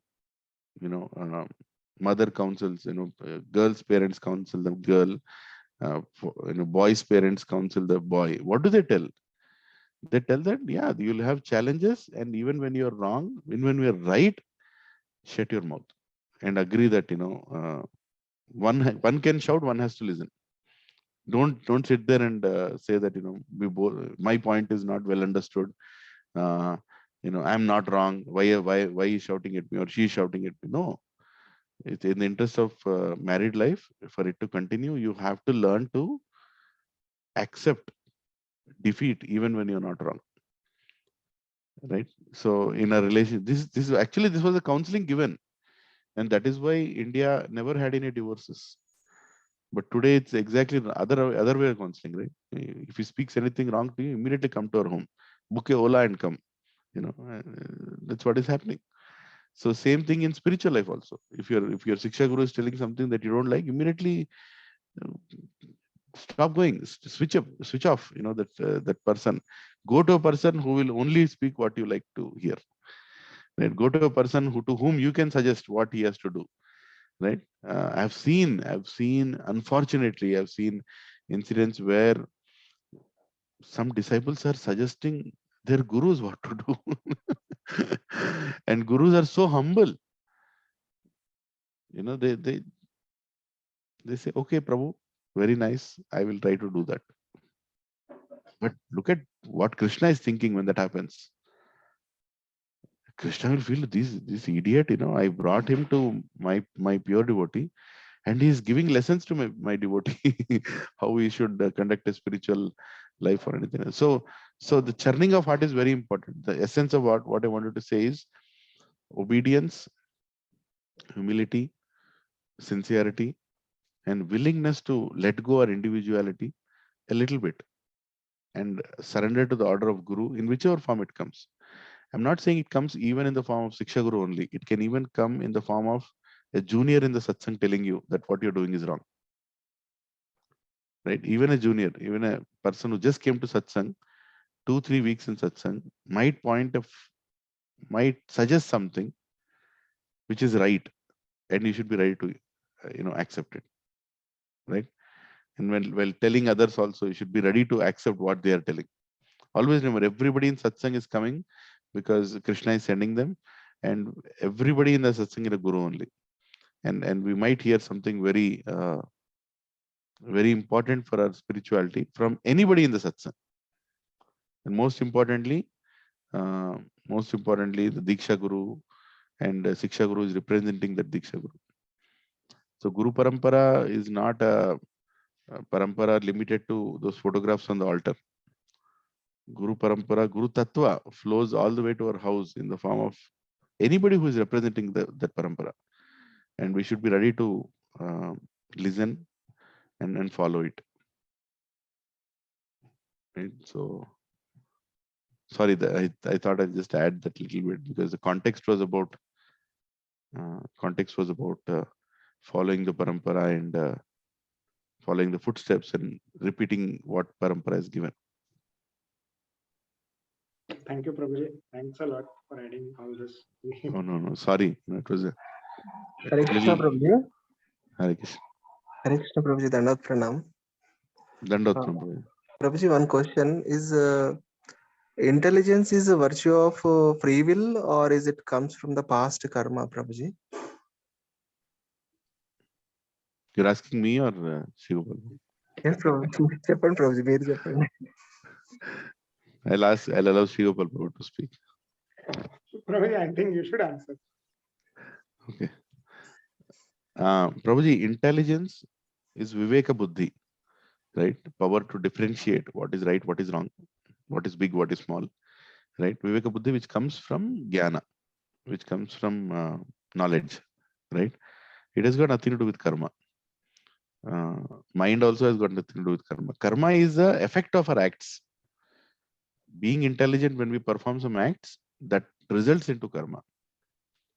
So intelligence is to perform those acts which doesn't result into neither good karma or bad karma.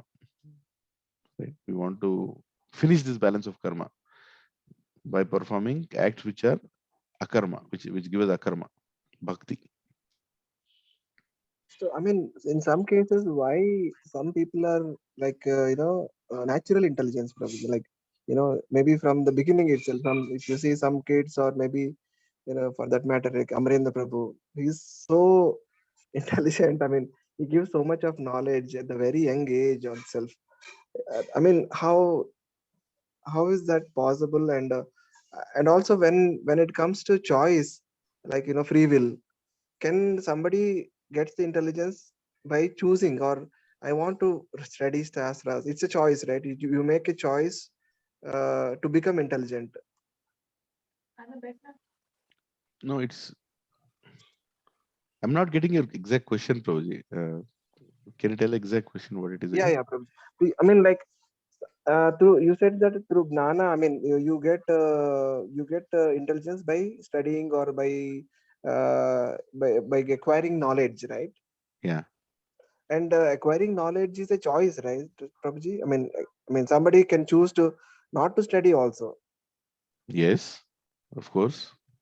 So is it completely through like it's a free will that they are using, whether they want to become intelligent or not?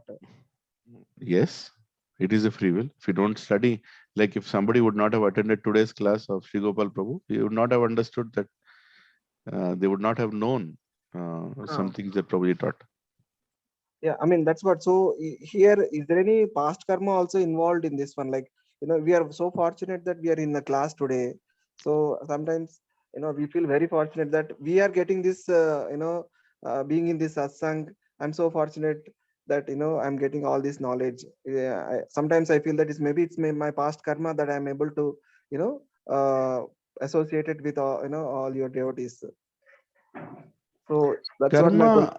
Karma, no, Prabhuji, let us see. Karma is a balance of our is reactions, right? Karma is nothing but reactions for the actions we have performed in the past.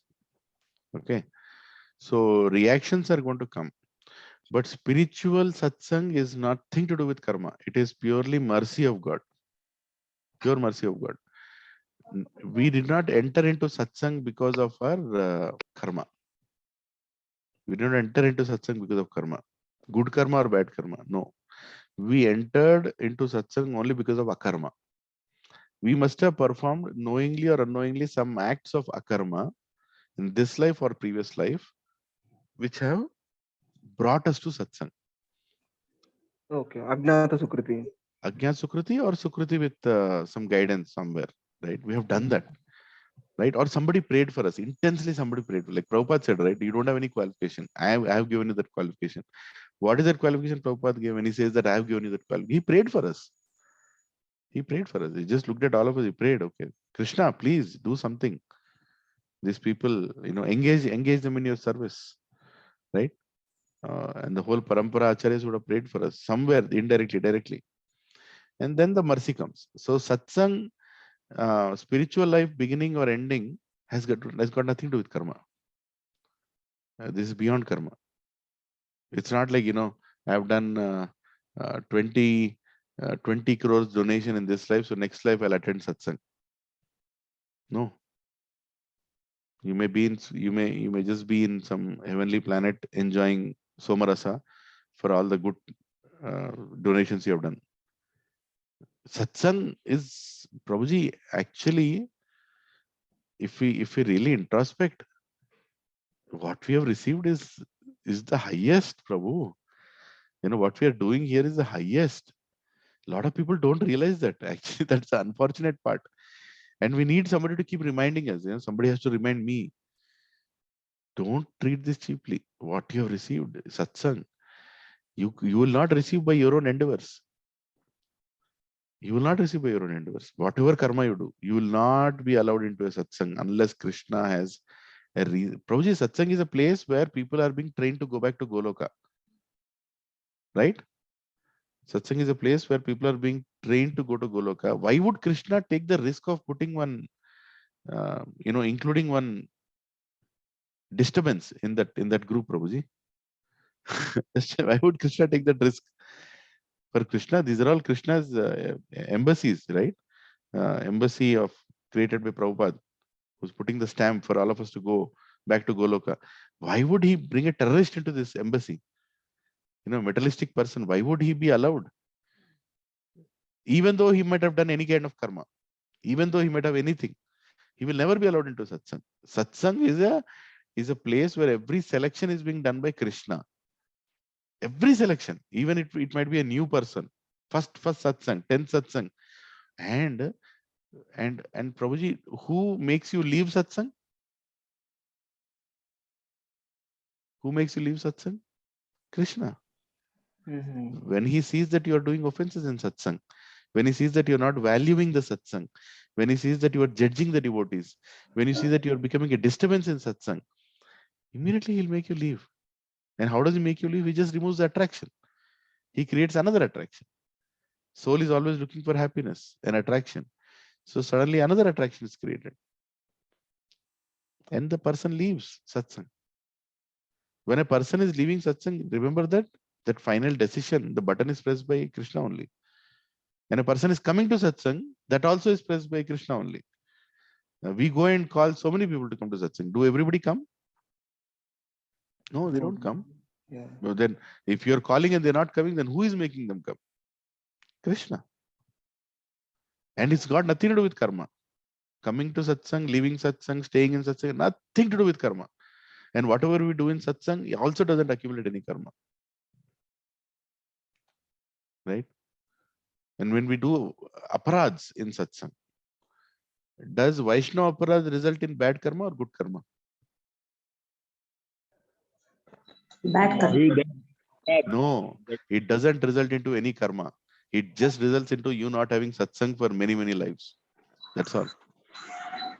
Understand, whatever happens in satsang has got nothing to do with karma. Karma siddhanta is behind satsangs, behind your spiritual life. It will make you burn or earn, in next life. That's all it does.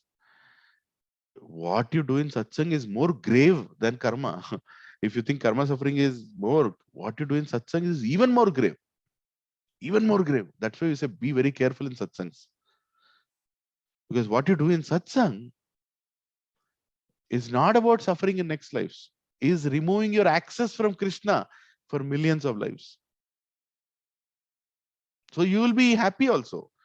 Materially happy in the next lives. You'll be materially happy. Obviously, whoever attended this class today is going to take birth as a Birla or Tata next life. One morning class is enough to become Birla or Tata. I'm not saying it doesn't result in karma. I'm saying piety, with the feeling of piety, if he has joined, that creates karma, good karma. So, did I answer your question, Rohit? Yes, Prabhuji. Amazing, Prabhuji. Yeah, I mean, that means bhakti is purely the mercy of Guru and Krishna, or devotees. That's all. So that means there is no past karma associated with the bhakti. Nothing, no past karma associated. No past karma associated. You're bad. That's why, person who is in a most suffering state, who is burning his karma, is also becoming a devotee. And a person who is completely enjoying his past benefits in the form of rich and opulent life is also becoming a devotee. Right? It is not planned by karma, it is completely mercy. That's why Prabhupada used the word mercy. Actually, greatness of Srila Prabhupada is in the language like English, which has no respect, which has no culture.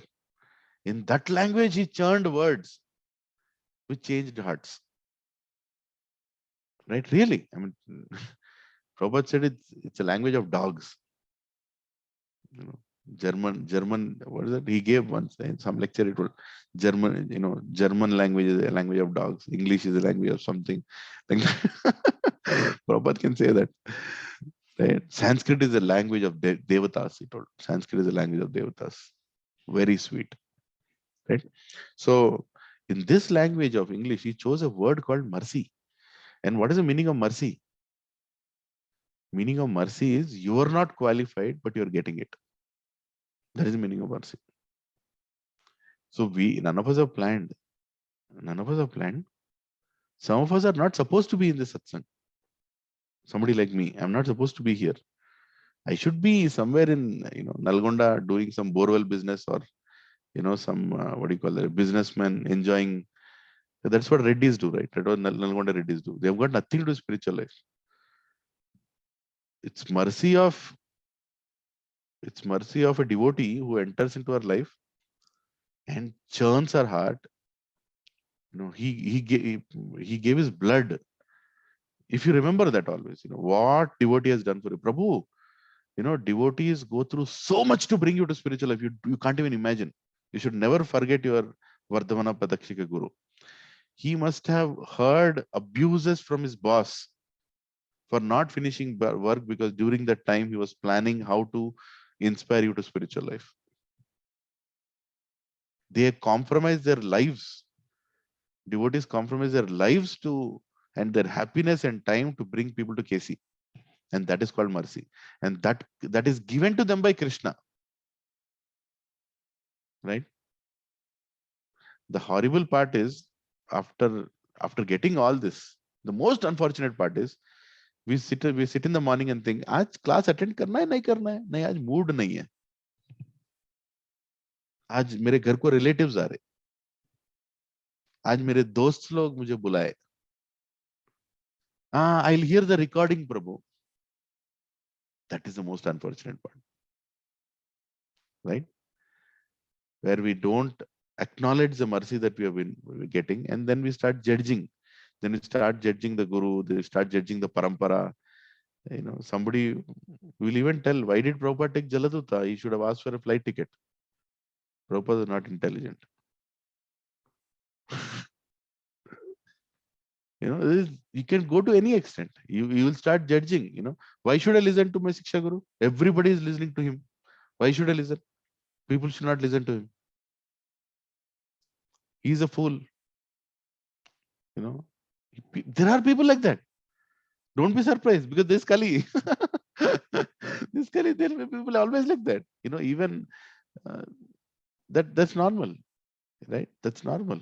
That's nothing abnormal. I'm not trying to point anybody, or I'm telling this to myself. I did that nonsense to my own guru.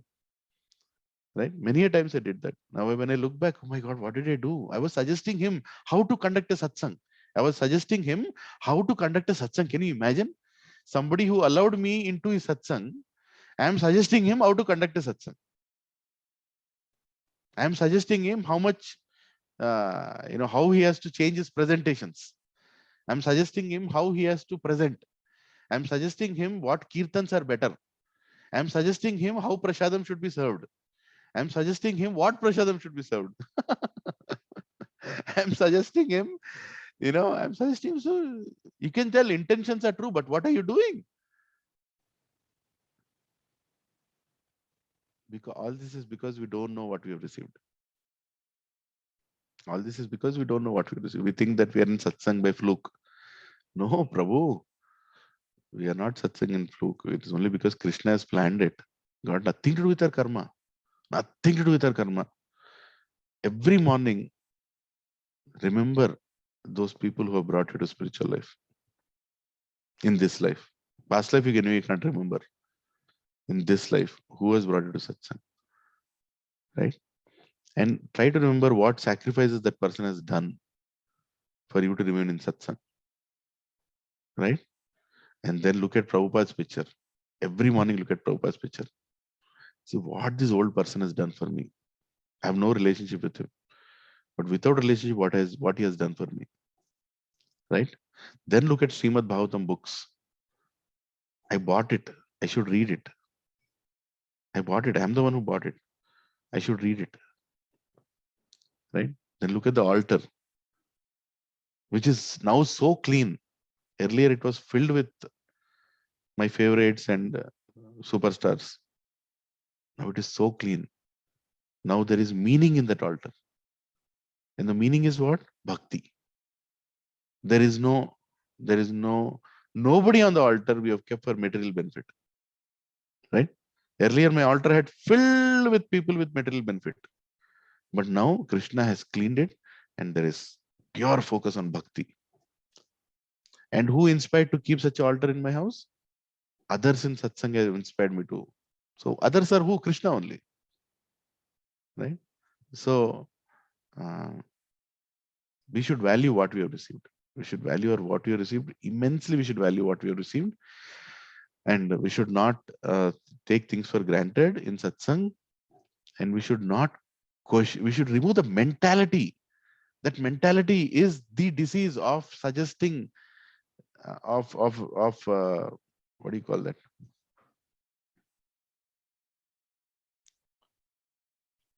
Of trying to guide your guru. I mean, you should. I mean, I'm not saying that, you know, Prabhuji, aap jo bolenge hum karenge. Aisa bhi nahi hai. Aisa nahi hai.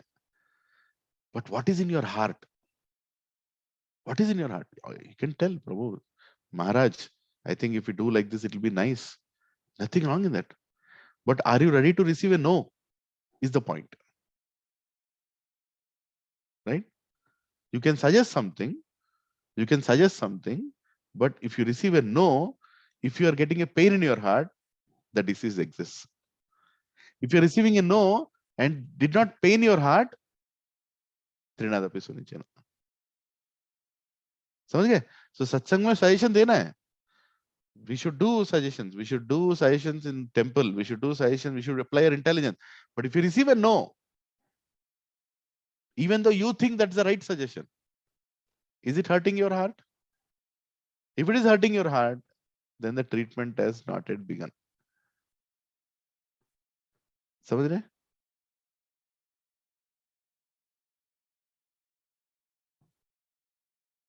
One person, he did a very nice class in Pune. Pune ISKCON temple. He did a very nice class, and everybody clapped after the class. He was a young devotee. He gave maybe his first Bhagavatam class or second, something like that he did, and he presented very nicely, like very nicely, authoritatively.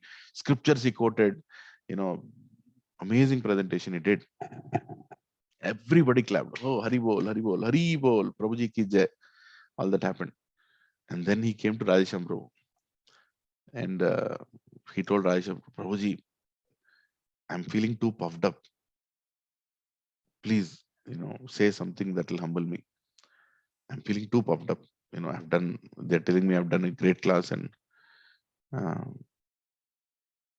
like that he told. I mean, it's a good thing to say. And then Radhesham, do you want to hear what Radhesham Prabhu told him? Radhesham Prabhu told him, oh, very nice. So your counselor has nicely trained you. You think you have more knowledge than your counselor? That you should be praised more than your counselor? No, Prabhuji. Then your guru, who has many disciples who are counselors, you have more knowledge than guru? No. You think you have to be more glorified than Srila Prabhupada, who has such great disciples? You have more knowledge than Srila Prabhupada? No, Prabhu. You think you are more realized than Srila Prabhupada's guru, Bhaktisiddhanta Saraswati Thakur? Huh? That you should be praised?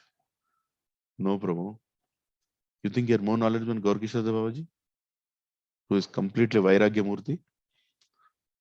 No, Prabhu. You think you are more knowledge than Vyasdev, who gave us all the Vedic scriptures?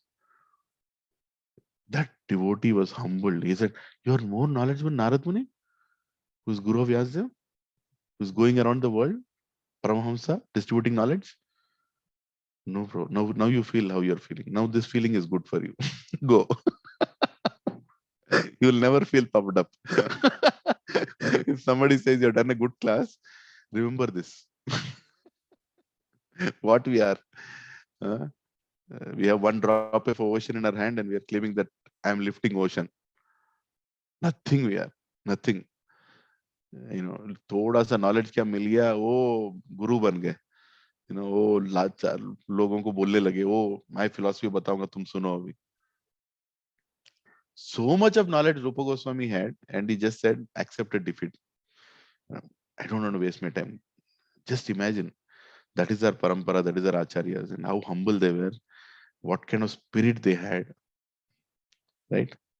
I'll tell my own guru's example. His known as Radhanath Swami Maharaj. He was preaching in America. After Prabhupada left, he was preaching in American colleges, and he had almost a very successful campaign, youth preaching campaign going on in more than 10 colleges, if I'm right. I heard this. And when his guru, Bhaktipad, told him, go to India and preach, he did not discuss there that, Maharaj, what will happen to my youth preaching programs? What will happen to all those students who are who are taking guidance from me?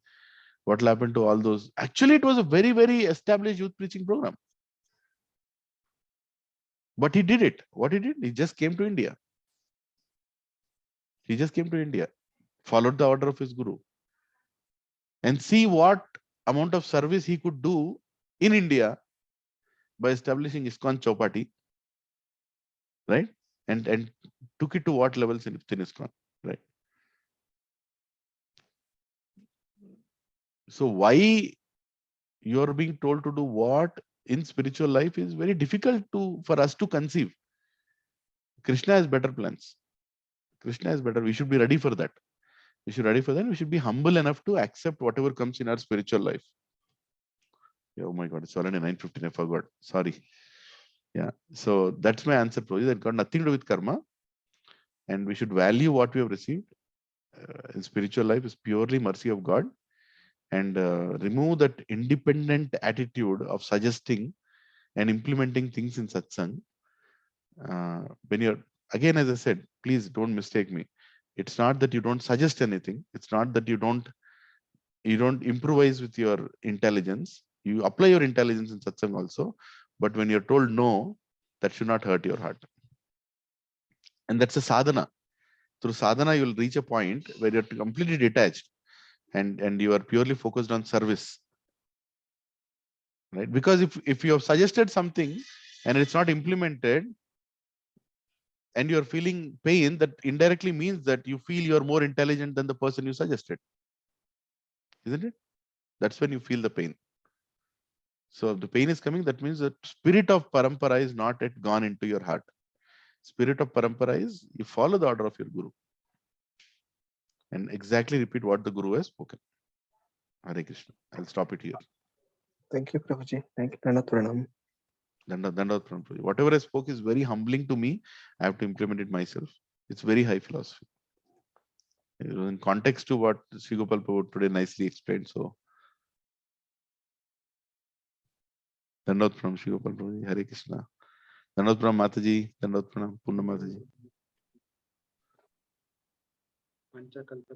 Vanchakalpatarupesya Kripasantam Bhyocha Patitanam Vaishnavanam Nanta Koti Vaishnava Vrinda Ki Jai Srila Prabhupada Ki Jai. Okay, so all of you are geared up for the book distribution on Sunday evening. Hari Bol. Yeah, Hari Bol. Let's do it. Come on, let's not stay in our houses. Let's go outside and share the mercy, share the books. Yeah. Yes, Prabhu. Hare Krishna. Anybody else wants to say anything? Or we'll wrap up?